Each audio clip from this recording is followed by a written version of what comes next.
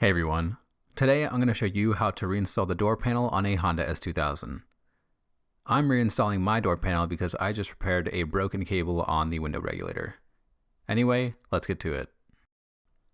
The first thing you want to do is join the door panel to the door. Hover the door panel next to the door and reattach the wiring harnesses. If you have a 2002 model year and up, you'll need to reconnect the tweeter connector.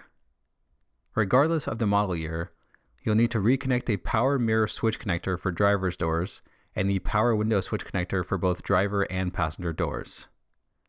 Once the wiring harnesses are reattached, you'll want to slightly tilt the door panel forwards and then install the door panel into the door such that the inner weather strip sits alongside the window. At this point, the 6 plastic clips on the door panel should be aligned with the holes on the door. Lightly hit the door panel to install each of the clips until the door panel is flush with the door. Next, reinstall the final odd plastic clip securing the door panel to the door.